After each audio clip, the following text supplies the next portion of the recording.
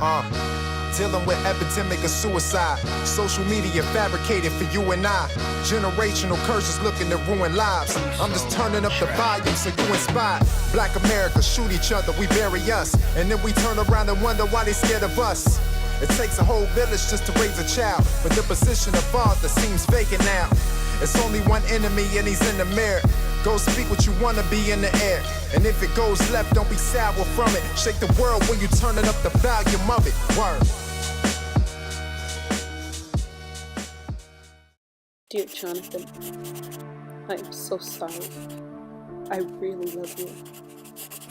But I cannot go on. It's tearing me up on the inside.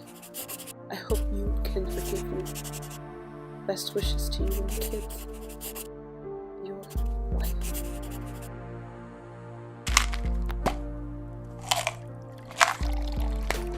I never thought the decision to incorporate the significance of suicide would result in so many of my audience members being profoundly affected by its content. I can remember during a pretty emotional moment in my presentation thinking subconsciously to myself, why did that young lady walk out just now? You see, we pass some of the same people every day, maybe even to stop and wave, but we never know what burdens they may be carrying. Research shows that across the United States, every 12.3 minutes, someone dies by suicide. That young lady's brother was a part of that statistic, and so was the son of suicide prevention specialist Rick Baumann. Way back in 1992, my 16-year-old son attempted suicide. I knew nothing about suicide. Suicide was something that happened to other families, not mine. I wanted to learn as much as I could about suicide so that I could help him in any way that I could. And after, he got better in the hospital, we found out that he suffered from major depression and obsessive compulsive disorder. He had traits of OCD. Anyway, my son finished high school, and who's who of high school students went on college and performed very high in college. He was actually involved with a young lady, and they were talking about marriage. At the age of 33, my son took his life. Losing someone to suicide is completely different, especially when it's my child. But the potential they had, there's so many things that they should still be here doing. I was a volunteer for suicide prevention for 16 years, over 5,000 hours talking to suicidal people on the crisis line. Wow. That's how I got started.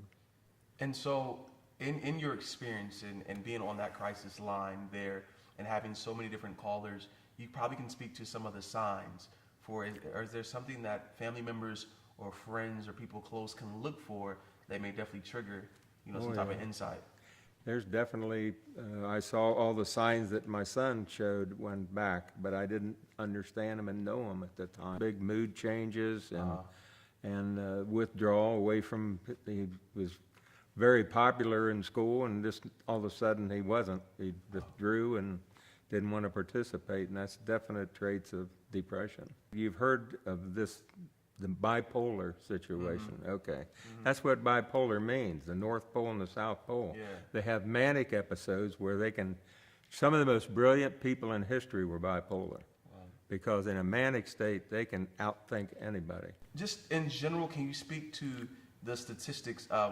What did you learn as far as numbers-wise? 43,000 deaths by suicide in the United States. Every 12.3 minutes, somebody in the United States takes their life. Out of that 43,000, 33,000 of them are male, and I am a male. We won't ask for help. 1 million attempts of suicide in the United States in 1 year. 1 million attempts. 1 million attempts. Okay. 2 out of 3 attempts are females. They attempt 2 out of 3 times, it's going to be a female. 92% of death by suicide is a mental illness involved, and most of the time it's depression. Sometimes people look at it as a breach of friendship or a breach of privacy when somebody maybe, you know, confides in you and you really are pushed to maybe seek outside help, but you have that psychological wrangling, like you don't know if you should say something or you don't should say something. What would you encourage or advise in situations like that? As a friend or a loved one of these people, we have to help think for them. If you see a friend or whatever, you definitely have to ask that question, because it's always better, you know, this secret thing. Would you rather have a angry friend or a dead friend? Wow. My goal is to remove that stigma of that. These people that took their life, that's not their legacy. They were way more than that. And there's more to your life. Your life is dope, even in times of adversity. Your purpose is still just around the corner. Press through just as you have to get to a point where you're even watching this episode. And even if it's not you, save a life by sharing this video with the hashtag #TurnUpTheVolume, hashtag suicide, and hashtag save a life. Be sure to have the National Suicide Prevention number on file at 1-800-273-TALK. And lastly, visit DestinLe'Marr.com for the extended version of this episode, as well as booking information to your next conference, workshop, and seminar. See you next week on Turn Up the Volume.